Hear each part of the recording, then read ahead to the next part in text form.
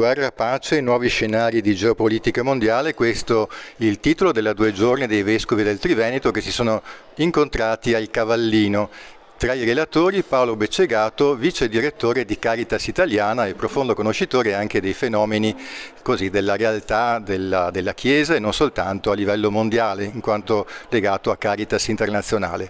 Nel suo intervento si è occupato della realtà appunto che contraddistingue il contesto attuale segnato da profonde lotte e da profondi conflitti, e partirei proprio da questo per una sua valutazione relativamente al contesto attuale dei conflitti nel mondo e del coinvolgimento dei civili. Sì, se volessimo fare una mappatura dei conflitti oggi nel mondo, rileveremmo una crescita in numero, una crescita in letalità e soprattutto una crescita nel coinvolgimento dei civili. In qualche modo questo poi va a impattare con il servizio che offriamo in Italia e nel mondo. Le chiese sorelle ci sollecitano quotidianamente degli appelli di aiuto, perché il numero dei rifugiati e degli sfollati aumenta, il numero di coloro che sono bisognosi di aiuti umanitari aumenta, negli ultimi 2 anni del 40% e poi del 44%, quindi in modo molto sensibile, e questo evidentemente poi ci richiede un grande sforzo di accoglienza, di solidarietà, di aiuti che vengono portati a queste persone, ma certamente il nostro sforzo è una goccia in un oceano, perché la comunità internazionale di fatto non riesce a far fronte a questa situazione. Facevi cenno anche al numero di rifugiati e profughi che si registra nel mondo in questi ultimi tempi, in questo ultimo anno in particolare. Sì, abbiamo superato la soglia dei 100 milioni tra sfollati e rifugiati. La stragrande maggioranza di loro si muovono, scappano, sono costretti a scappare dalle loro case, rimanendo dentro le proprie nazioni. Una parte abbondante scappa nei paesi limitrofi e ottiene in alcuni casi lo status di rifugiato, di richiedente asilo. Solo intorno al 10-15% riesce a scappare più lontano, e alcuni di loro, lo sappiamo, arrivano fino da noi, fino in Europa e anche in Italia. Ecco, certamente facendo dei viaggi pericolosissimi, spesso molto estenuanti. Molte di queste persone, lo sappiamo, subiscono dei traumi psicologici e anche psichiatrici molto gravi, e quindi veramente sono portatori di grandi sofferenze. Un'altra caratteristica di questi conflitti al giorno d'oggi è il coinvolgimento dei civili. I numeri parlano di una presenza, di un coinvolgimento davvero molto grande. Sì, ormai abbiamo superato il 90% delle vittime delle guerre nel mondo che sono civili, gente che la guerra non la vuole, oltre ai danni, alle distruzioni, come dicevamo prima, gli sfollati, i rifugiati, coloro che hanno bisogno poi di aiuti umanitari, ed è questo fenomeno poi fortemente correlato, quello delle guerre, a quello della povertà, perché la guerra porta in povertà, e spesso la povertà, oserei dire la miseria, le diseguaglianze, sono quell'humus favorevole dove insorge la violenza, sia nei contesti locali ma anche su scala più ampia.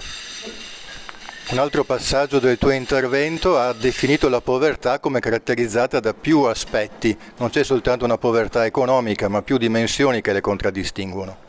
Allora sì, in generale la povertà comprende la povertà di reddito, povertà per esempio a livello sanitario, a livello educativo, come pure le diseguaglianze. Sono delle diseguaglianze non solo economiche ma anche appunto culturali, educative, sanitarie. Abbiamo visto come alcuni sistemi sanitari siano stati travolti per esempio dal Covid, altri meno. Quindi invece un altro mix letale di fattori è quello per cui alla povertà assoluta si possono associare delle diseguaglianze, la dipendenza da poche fonti di reddito e magari un momento di recessione economica. Ecco, questo è un altro mix letale che storicamente e statisticamente costituisce un mix letale, cioè che spesso si trasforma in guerra che ha delle cause appunto profonde e non delle maschere e delle letture superficiali come spesso accade. A proposito di letture superficiali, nel tuo intervento hai fatto anche cenno al ruolo dell'informazione. Formazione e informazione sono tra loro legate in modo costruttivo oppure anche in modo decostruttivo.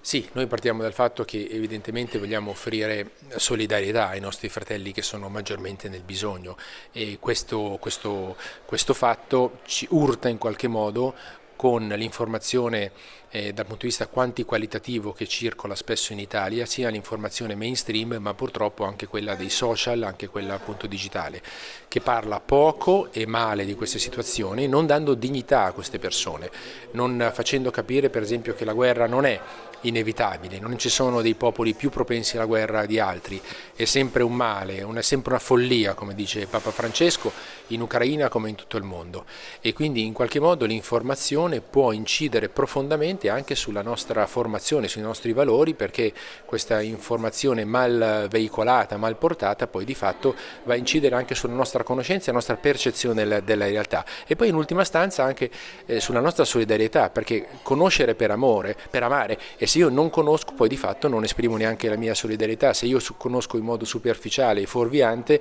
ecco che anche la mia percezione ne viene condizionata. Ecco perché è importante il valore pedagogico dell'informazione, è importante una forma di carità che educhi anche le nostre comunità a questi aspetti, a un uso, un accesso dell'informazione più attento e una formazione collegata all'informazione.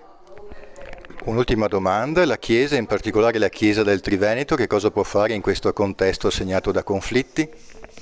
Allora, tutte le dinamiche lette come analisi possono essere lette anche come terapia, come in medicina una buona terapia parte da una buona diagnosi, per esempio anche nei contesti locali. Se spesso violenza e povertà sono collegate, ecco, ogni nostro piccolo atto di carità, di solidarietà, di giustizia sociale in qualche modo va anche a sminare la violenza. Assistiamo purtroppo a un crescere di razzismo, di xenofobia, di violenza domestica, di violenza contro le donne, di gang minorili, di violenza fra giovani.